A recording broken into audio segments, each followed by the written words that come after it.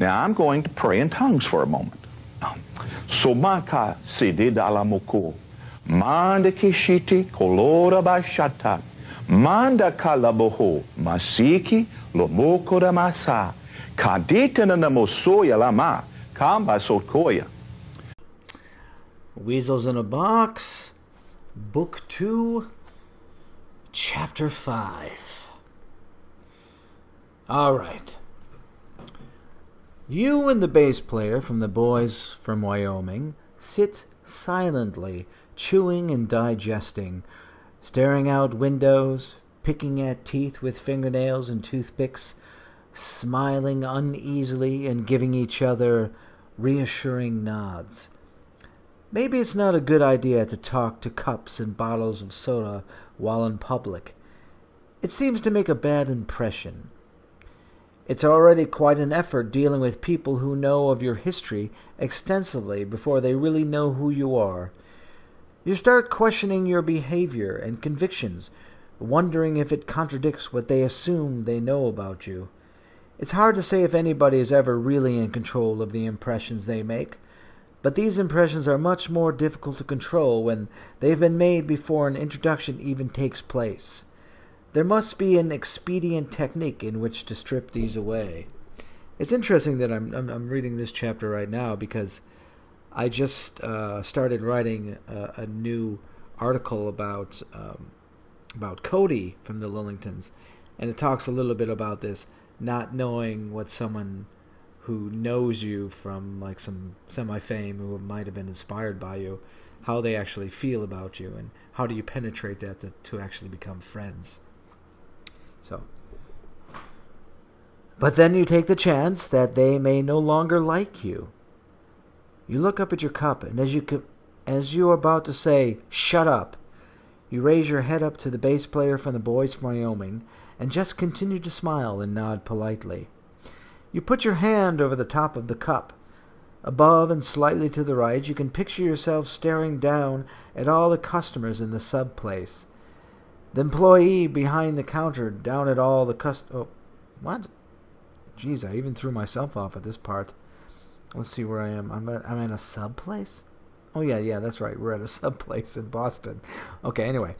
The employee behind the counter is waiting patiently as an older man counts out all his pennies to pay for his decaffeinated coffee and cream-filled donut. A mother with large hips and jelly and chocolate stains on her pant legs has two children within arm's reach. She is wiping one of the baby's faces as the older child takes napkins, dips them in ketchup, and then throws them on the floor. One fellow on the opposite side of the room, partially obscured by a metal pole, oversalts a basket of fries that he is sharing with a younger woman in a blue ribbon choker, who is probably his wife. Deduced from her worn-out expression of repetitive annoyance. This is interesting. I'm actually doing a lot of things that I don't do as much in writing and in my second novel and the third novel I'm working on, where I felt like I had to really describe everything in the room. I'm wondering if this is leading anywhere. And there you are. That's why it is, because I'm in the room with myself. And there you are, smiling and nodding, occasionally taking your hand off the top of a cup, long enough to sip a little diet cola. Humans could look ridiculous when stifling their desires. Talking to inanimate objects may not be the respected path. It may even be considered a little insane, but it seems ingenuine to ignore your impulses. Maybe you can't handle life on the road anymore. Maybe there is an overwhelming sense of home that is causing a disconnection in your brain. Only a couple more days and you'll be back in the apartment behind the computer, calculating losses and paying bills, connected by clawing the walls to get away once again. Which environment has more potential for sending you to the loony bin? Which environment has more potential for sending you to the loony bin? At home, you are pretty good at staying busy enough to avoid your mind's incredible ability to disconnect, but lately working on a record label 75 hours a week without pay, trying to keep the company afloat, endeavoring to put out music that is catchy and smart but ultimately failing to break even, has you finding ways in which to leave the whole record business in the past, giving yourself the time to dream of reinventing yourself once again. And that's what I had to do. The popularity of the music the label puts out is dwindling. The effect of this is often what you see when you look at the bass player from the Boys from Wyoming. He has a road weariness about him that came much quicker than it had for any other band member around when Semi-Famous was touring, and yet he continues on. The influences of Semi-Famous, Swindle Parlor, Interrogation League on the many bands now in the mainstream has had a negative backlash on the independent bands putting out similar music but with more heart, like the Boys from Wyoming. It's making it damn near impossible to survive putting out quality music that very few fans want to listen to anymore. The punk consumer can now easily access cleanly packaged, highly produced carbon copies of the same music. It's practically forced down their throats by the radio stations and chain record stores with large advertising budgets and paid listening stations. Mr. Famous and you talked many times over their early years about starting a record label. Perhaps it should have been done when the music was at its underground peak. During those earlier days, Franklin found himself managing the label contracts for some of the soon-to-be most influential pop-punk bands without taking any income himself, and without his own label to put them on and profit from. Now the music has de-evolved into mediocrity. The people who rebel against this mediocre invasion, like yourself, are no longer buying music that inspired such idiocy. This makes for a difficult working environment, and relations with Franklin, even though predominantly over the phone, are not free of tension, disappointment, and obvious undisclosed disagreements involving your propensity towards passive aggression, often enacted in order to avoid conflict with his bits of highly intellectual paranoia and megalomania. My God, I was so honest in this book. No wonder Ben had many different layered reactions to it. You were given an opportunity to escape to Texas for a little while, and in some ways could excuse the escape by making it a business trip, taking care of a band on the label you and Franklin eventually founded. The Boys from Wyoming's label had just been released, and the Boys from Wyoming's album had just been released, and why not see how the band is being perceived across the country firsthand? Hey, Bedbug, what do y'all think of joining us on the road soon? I told you, anytime you want. I'll be there tomorrow. We'll be in Chicago soon. Just wait till then. We're on our way to Texas. JJ, we're in the van right now. I'm on a cell phone, says the guitarist from the Boys from Wyoming with a tone oddly sarcastic and sincere. He often sounds like he is on the verge of bubbling over with childish excitement, yet he somehow, and for some unknown reason, contains it, holds it tight, steadfast, barely a moving eye, as if his wonder of the world could send him over a cliff if he felt it too much. I got one of them things. The reception fucking sucks. I hate it. Anyway, we're in Texas. That's like 15 hours away, and we have never rehearsed with you. Just wait till we get to Chicago. I want to take the trip. Plus, I've been playing this type of music for a long time. What? I can't hear you. We almost fucking plowed into a hearse. And then he removes the phone from his face and yells to the drummer from the Boys from Wyoming, next time you want to see what it looks like in the back of a hearse, just ask me. I'll fucking put you in one myself. You can hear all three of them spontaneously burst into high hysterics, and then he puts the phone back to his ear. What was that you said? I said, I've been playing this music for a long time. No offense, but I can figure your songs out on the first listen and play the rhythm parts on stage while sleeping or even dead. Did you hear what I said? Even dead. Uncomfortable laughter. Well, JJ, I would prefer to have a conscious, living, breathing bedbug in my band. Are you hearing that echo too? What do you mean? Every time I talk, I can hear myself. I think it's my voice. Like just now. I can hear myself saying, I can hear myself. That's fucking weird. I gotta hang up. We're going in the tunnel. I'll be there tomorrow. No problem. Just give me the address. I got the address right here. It's in the Galloping Lizard Lounge. 5620... The phone goes silent. Since the invention of the internet, cell phones, ATMs, and with some minor discrepancies, MapQuest, touring has become much more simple. Yet sometimes it frustrates you because even with all the technology's amazing abilities, cell phones still cut out when you enter a tunnel. Gadgets are beginning to surpass your knowledge and understanding of them. The faster new technology grows in popularity and shrinks in actual size, like microbes, and new ways of speeding up communication are invented. The faster you feel old, materialistic, and out of touch. All you had to do was look up Galloping Lizard on Google, and all the info is there. Address, date, time. There were no cell phones when Semi-Famous toured, so if the band got itself lost, you had to pull over in some hick town and find a payphone, leave a dozen messages with a garbled cassette tape, voice machine.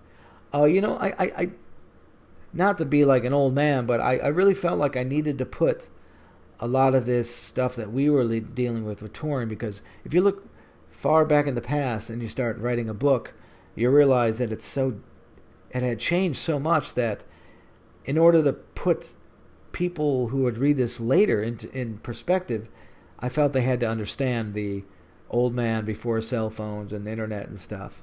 And also, I thought this book could actually be a document of that time period. So, and now it's become a document of the time period of when computers were first around. So now it's like a document of a document. Even more meta.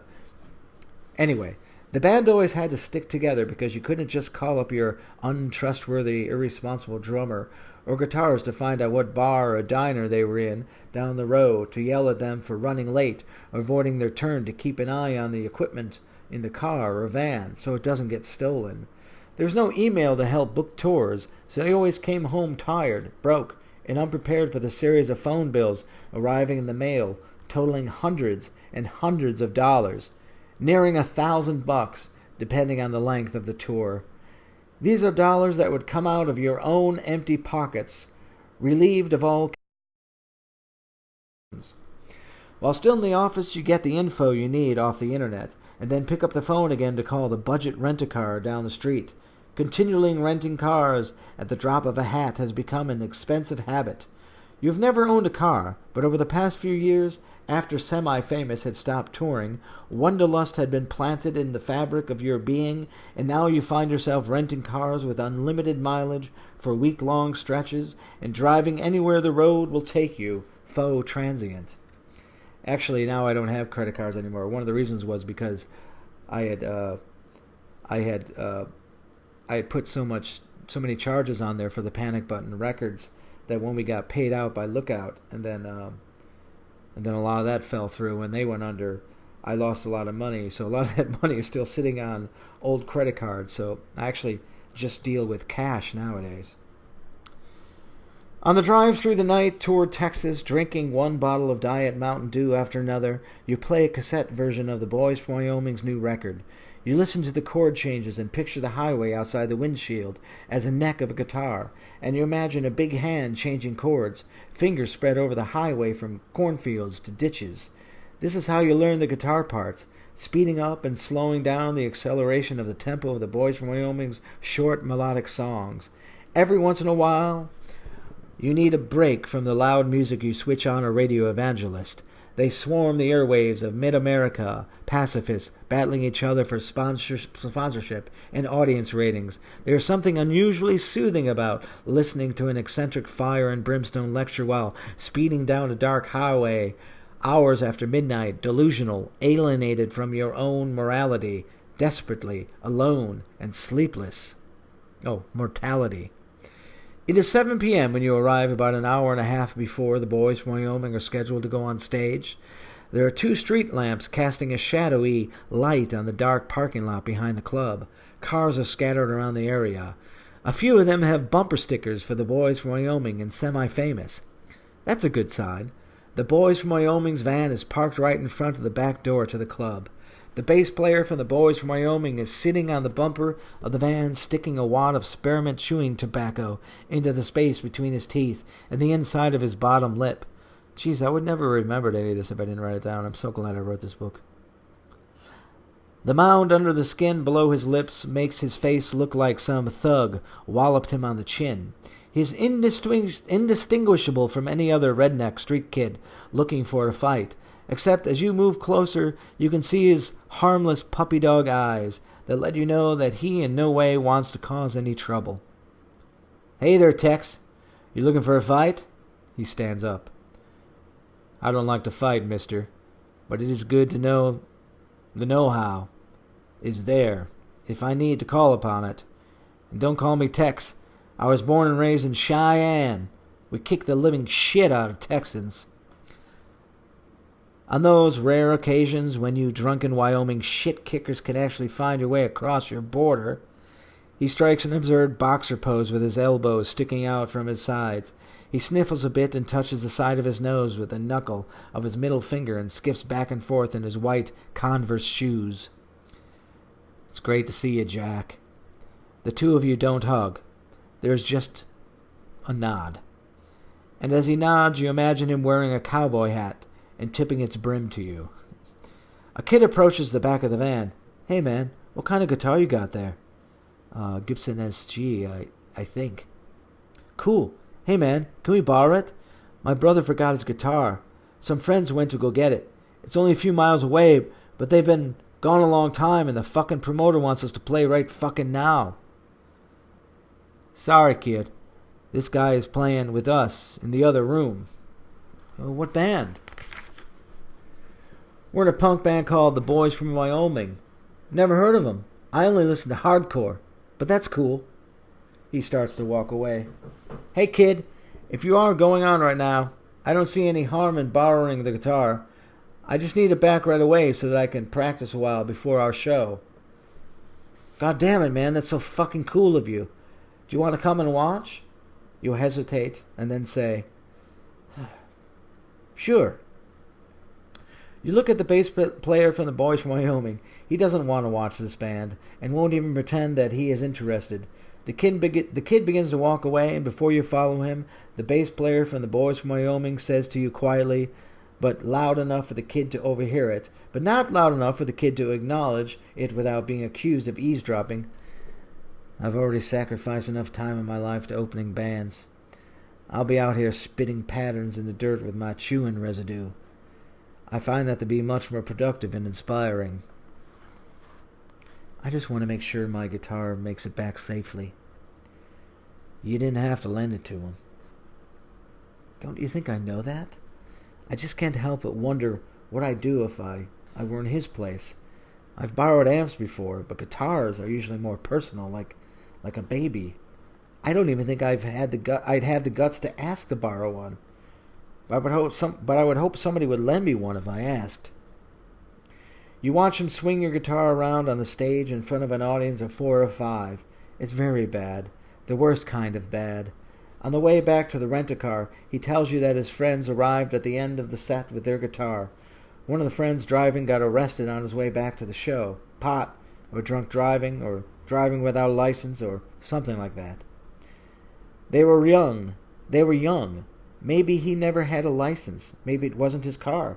Maybe he didn't stop long enough to stop at a sign, or killed someone jaywalking. The kid asks why you are driving separately. You tell him that you're not in the band, just helping out some punks on the label. He asks if you play in the band. I played in a band called Semi-Famous, but we don't tour anymore. Shit, man! What the fuck? What the fuck are you doing here? He turns to his older brother, still holding the guitar. This band is famous! I just drove here from Chicago to play a show with the Boys from Wyoming. Boys from what? They're a new band on Belly Button Records. We're playing... Belly Button Records. Is that the first I mentioned? Belly Button Records? It's Panic Button, of course. We're playing in the room adjacent to the one you and your brother just played in. Belly Button? Oh, by the way, the room adjacent... see, I like doing things like this. I don't usually repeat words unless they're like basic words or unless there's a reason. Because the room adjacent is referencing in the future when we're playing the room adjacent to the Middle Eastern Cafe. Anyway, Belly Button? It's a label owned by Franklin Famous and me, J.J. Budbeg. J.J. Bedbug. Budbeg? J.J. Bedbug. Who? Pause. Who what? What? Pause. There's no need to explain more. He is less interested with every word that falls from your mouth. He was excited about the idea of fame, but he has no real idea who the band is or what they accomplished. The whole musical discussion thing suddenly takes a dive into listlessness. That's actually one of the things about being semi-famous is people have heard of your band and they try to get excited about it, but then you find out that they really don't know anything about your band at all. So anyway, then you quickly plunge yourself into a shallow apathy used as a protective barrier against a paralyzing existential angst always lurking beneath the skin. And you are tired. You should have just said, "Yes, I'm kind of famous," and walked away, but that's not your style. Well, fuck, man. Thanks for letting me use the guitar. The older brother hands it back to you. You grab it quickly and immediately place it back in its womb-like pink and furry interior, hard shell and brown exterior guitar case. The instrument is now safe in its home. It occurs to you that you have become unusually protective of your equipment. Your reaction is alien. Or prior reactions were alien, and now you're where you belong. A stranger no longer in a strange land, having to deal with the normality of his behaviors. You rationalize a little because your actions weren't so bad, nowhere even close to most musicians. Guardian instincts with their precious custom this or that instrument. You don't even know what kind of pickups you have in the guitar. Humbuckers? Is that what they are? I think that I actually have a custom SG. Maybe humbuckers? They are excellent. First rate for heavy distortion. That is what you've been told, but your reaction was much more defensive than you have been used to in the past. Why did you buy this $1,200 custom-made SG? Or for that matter, why did you also purchase the $1,300 backup custom SG? It seems ridiculous now. You miss playing your original guitar. That cherished piece of junk was used on every studio recording, every tour up until 1995. You played it for 10 years. It was a $100 pen-cap bridged, filthy stringed, trustworthy piece of cheap wood coated in smiley face stickers and promotional logos for department stores and skateboard companies you never heard of or didn't care about. The stickers had emotional significance, like carrying around memories, the spirits of important people you had met along the way. No one wanted to borrow that guitar. That's true. Actually, though, I sold it for $3,000. It's actually sitting in a friend's personal punk museum. The cool thing is it's sitting next to a Johnny Ramone guitar, so that's kind of neat. No one wanted to borrow that guitar. No, anytime. They pack up their mother's car, cram into its front seat, and start heading home. A few of the youngsters are hanging their arms out the windows, waving goodbye. A couple others are lighting up cigarettes, or whatever they happen to be smoking. Like most adolescent rebels with their parents' car, they spin their tires and kick up dirt, filling the fiery Texas air with lightweight crud. The communal breeze, the universal breath now infested with their dirt, will carry these petite clumps of earth for blocks, perhaps miles, placing them into the lungs of innocent bystanders. As the car passes in front of you, you say to yourself, "They weren't so bad. I kind of liked them. But geez, did that music suck." Your ears are already ringing, and the Boys from Wyoming set hasn't even started. You cough up some dirt and snot, black gook into your palm. You open up the trunk of the rent-a-car and wipe your hands on the carpet. You put the guitar into the trunk, shut the hood, and stand there for a moment. You cough a bit more. Stand still a little bit longer. You can hear the dry air brushing against your ear. You sniffle a little. The sniffling attaches these unwanted clumps of dust to the mucus in your nose and throat and shuttles them down into the stomach and the lungs. You cough once again and stand still a little bit longer. You shuffle your feet, kick the dirt, stand still, stand stiller than before. And then, milliseconds before this concentration of standing still transforms into a deep sleep on feet, you say to yourself, out loud to yourself, shocking and startling in tone, what was I doing? You open the trunk once more, pull out the guitar case and Walkman, put the headphones over your ears, take the guitar back out of its case again. There are 15 songs to be learned in less than an hour. And that is end of chapter 5 from book 2. Thank you very much. These are actually really cool memories. I don't think there's no... there's a reason why the Lillingtons always stay fresh in my head and why I'm still writing about them to this day. I don't know what it is, but hopefully someday when I keep writing about them, I'll figure it out. Thanks, everybody. Have a good night. If you want to turn the channel, go ahead, fool. Turn the channel. We've seen midgets grow. We've seen arms and legs that stop growing because the growth cells that stop. Mandada basata. I don't make this stuff up. And we were outside. Well, I wrote this song for the Christian... Biscuit. Behold the atheist's nightmare. Stay with us. I'm Bill O'Reilly in a personal story segment tonight. Today is a National Day of Prayer. It has been endorsed by President Obama, but there are legal challenges all over the place, and that, of course, is dumb. The banana and the hand are perfectly made one for the other. You'll find the maker of the banana, Almighty God, has made it with a non-slip surface.